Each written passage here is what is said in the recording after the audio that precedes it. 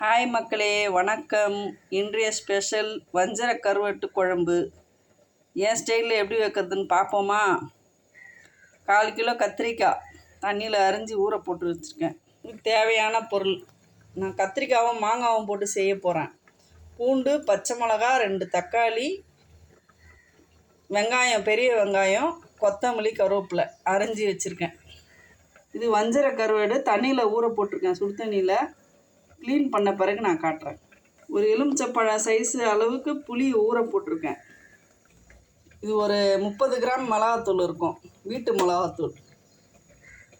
இதிலே மஞ்சத்தூள் கலந்து வச்சுருக்கேன். இதுக்கு தேவையான அளவு உப்பை இந்த புளியிலே போட்டுருவோம், அப்போ புளி சீக்கிரம் ஊறிடும். கருவாடை நல்லா கழுவிட்டேங்க. நான் கொஞ்சமாக எண்ணெய் ஊற்றிருக்கேன். இதை கருவாடை பொரிச்சு ஃபஸ்ட்டு எடுத்துப்போம். இதிலே கொஞ்சமாக நம்ம கிணத்துல இருக்கிற மிளகாத்தூள் இருக்கு இல்லைங்களா, அதையே லேசாக போட்டு விரட்டி அப்படியே எண்ணெயில் பொரிச்சு எடுத்துக்கணும்.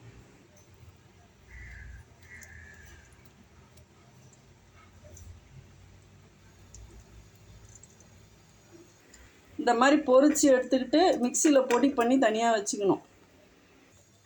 அடுத்து கடாயை வச்சு ஒரு 50 கிராம் ஆயில் ஊற்றிங்க. கடுகு, சீரகம், வெந்தயம் பொரிக்கட்டும் நல்லா. ஒரு மிக்சி ஜாரில் இந்த கருவாடு, பொரிச்ச கருவாடை போட்டுங்க. தூள் பண்ணிடலாம். பொடி பண்ணிட்டேங்க. இந்த கடுகு நல்லா பொரிஞ்சிருச்சு. பூண்டு,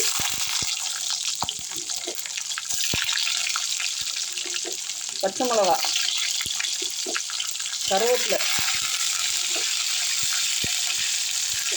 வெங்காயம்,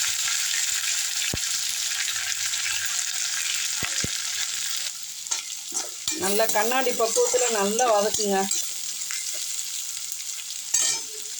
நல்லா வதங்கிடுச்சிங்க. அடுத்து தக்காளி போடணும். தக்காளி வதக்குங்க.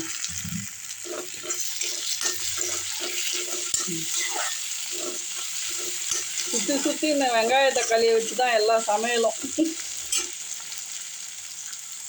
அடுத்து கத்திரிக்காய். தக்காளி நல்லா வதங்கிடுச்சு. தக்காளி ரொம்ப ஓவராக வதக்க வேண்டாம், சும்மா லேசாக வதக்கினா போதும். ஏன்னா குழம்பு கொதிக்கும் போது கத்திரிக்காய் வெந்துடும். மாங்காய் கடைசியில் தான் போடணும். மாங்காவும் வறுத்த கருவாடும். இந்த மசாலாத்தூள் போட்டுப்போம், குழம்பு மிளகாத்தூள். இது 3 டீஸ்பூனுங்க. எண்ணெயிலே நல்லா வதக்கிடுவோம். பச்சை வாசனை போனோடனே புளியில் தூக்கி ஊற்றிடலாம். இந்த புளியில் வதக்கண்டை எடுத்து ஊற்றிடலாங்க. புளி ஊற்றியாச்சுங்க. உப்பு கரெக்டாக இருக்கா பார்ப்போம். கொஞ்சம் கம்மியாக இருக்குது, போட்டுப்போம். நல்லா கொதித்து வந்தோடனே கொத்தமல்லி, மாங்காய், கருவாடு போட்டு ஒரு கொதி ஊற விட்டு இறக்க வேண்டியது தான்.